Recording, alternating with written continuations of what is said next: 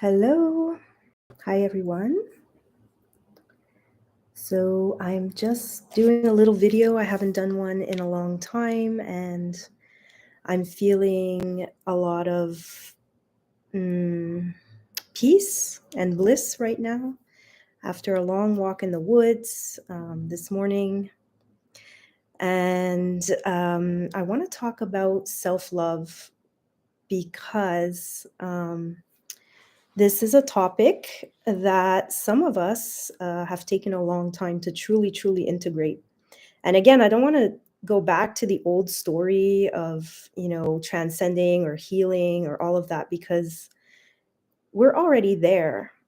We're already there. We just have to claim it or realize it or become self aware and, you know, transcend and transmute anything that comes through as negative thoughts or negative belief systems that limit us, the programming. This is all of Joe Dispenza's work, and um, just for embodiment of our higher self. And it's an ongoing thing. Um, and sometimes our relationships reflect back to us what's actually going on. So today is a new moon, and it's also Father's Day. So in the Western construct. So happy Father's Day to those anybody watching that. Happy Father's Day to my father and the father of my three girls. I say that because I love these men.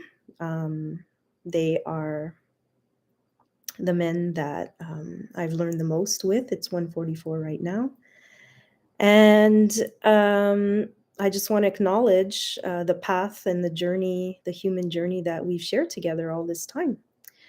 Um, and that self love, this is the thing, is that you can be in that field of love all the time, sending out love, receiving love, being comfortable in that vibration of love that transcends. And I've been thinking a lot about that whole thing of love and the frequency that we emit.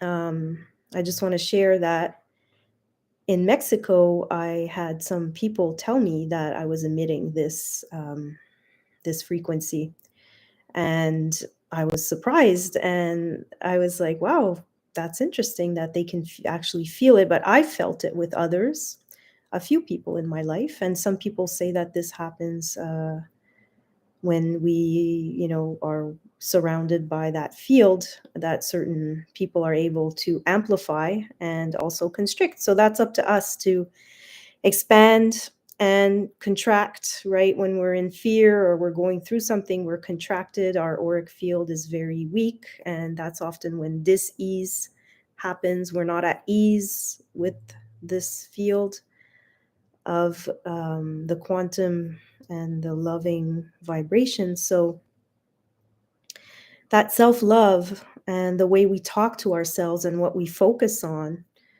ends up amplifying. And because of the nature of duality in this reality, the pendulum can go to one side, go to the other side. And some of us right now, it's Gemini, which is like the twins, and the Pisces, which I am, plunges into the depths of the shadows of the darkness to be able to, go rise even higher after. So this has been the journey. And sometimes that darkness can just take over, especially at nighttime. I don't know. When I was a child, I had so many nightmares, and I always felt this darkness. And I think that I came here to go through those experiences and, break down and break through and transcend, bring the shadow aspects into the gifts and into the Siddhic levels, which we're in right now, in incredible times of that happening. So whether we call it, the rising, like the golden age, or I don't know, and perhaps that reality is split for all of us, depending, like, the fluctuation of the dimensional space that we can go in, the third, fourth, fifth, and higher. knowing that we exist in all of these multi levels of awareness and frequency. So we're in very interesting times, and the only thing I speak about on this channel is my embodied wisdom and what I process and live through and live to tell kind of thing. And because I've had a few near death experiences where I have gone to the other side, and that love is so pure and that light is so amazing that you there's a part that kind of wants to go back. And yeah, and the thing is, it's about enjoying the human experience, and it's a wonderful place when we are in a good place, right? Joy and happiness and love, and that's wonderful. But when we go through those other um, darker experiences, it can really feel like we don't really want to be here anymore. And and I know that feeling. I've been there, and I've tried myself with so I don't talk about my past very much, but it just brings me to this present moment awareness of the contrast, and that, yeah, you don't need to go there all the time to appreciate and to understand that we are love. That is our true nature. That's what the teachings, the Buddhists, Jesus, all the ascended masters and all of that always talk about. And so we just continually share that through different voices and different faces and different and there's never going to be another, your unique essence of in living in these times and all of that. So just that in itself is special, and you're special, and we're all special.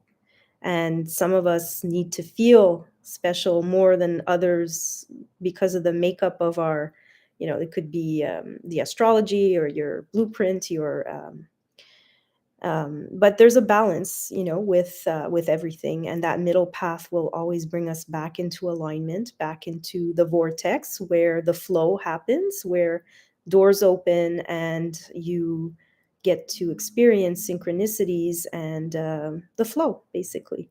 And when we're not in the flow, we are going, like Abraham says, we're going upstream. So we're going against the current. And I don't know, for me it feels like it's been like that, but salmon don't do that, and that's their nature, to go against to swim back up where they came from, and to die there and to lay their eggs, and that's how the new cycle starts, and then they go down and then back up.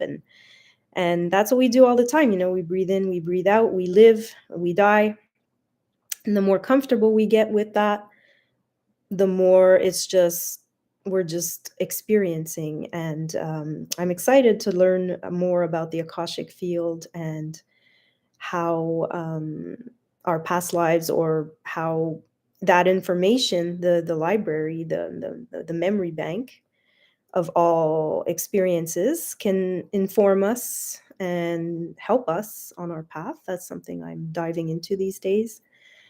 And yeah, the cosmic cycle that we participate in. And we are in strange times where there's big contrast, and it's never been more important to center and align with our true nature, which I believe is love and joy and bliss. And the other emotions that we can dive into out of, they inform us, which is healthy and good. And they're not our true nature. They're just an experiential moment, bringing us contrast with what we prefer and and that's where the self love comes in. Because when you love what you are, who you are, what you were given, whether, like, not to compare yourself with anyone, and not to um yeah, to just continually bring that loving energy, that loving light that regenerates, the batteries, which is our whole electrical system, gets activated and updated through that. And yeah, and so I just wanted to share that as a reminder, and to live our best life that is unique to all of every one of us, like and I just, this is what I wish for everyone. So the more I learn about that for myself, the more I can share, the more self-love I have, the more I can love others in an authentic way, and with which is healthy, with boundaries, with just my needs and what those are, and how I can be clear about that without, and if it's, if you're too much for someone, then that person's not right for you. Or you communicate and hope that, you can work things through, and if you do, great, and if not, then you're also not attaching too much importance to, because this is the thing, relationships can have us in all kinds of emotions and states. And I know, because that's been my big job is, and it is all relational, right? So my relationship with myself and nature, and that creativity and all of that, that's healthy in my world. And what I'm working on is my close biological relationships, daughters, that's it, their father, my father, this is the family dynamic that we come into. And I have a friend of mine who's very spiritual, and she was bypassing all of that for most of her life, and has finally come to realize that a lot of that work that she actually needs to do is the work on those relationships. So that's what, and I'm sorry about the flashing again. I'm not never really sure why it does that. um doesn't matter. I still speak my truth, and I share my wisdom, and take it or leave it. It's always like that. You do what you want with it. You can make compost with it, throw it out, integrate it, be appreciative, whatever. It's for me, it's not your reaction, or that's your own process, and mine is to share my embodied wisdom and to assist if I can. And at the same time, I'm letting all that go too. So it's an interesting time. I need to be with my energy field a lot, and yeah, and appreciation for the journey so far. That's something that I have every day. So that's it. That's all I have to say. Namaste. Take care. Bye bye.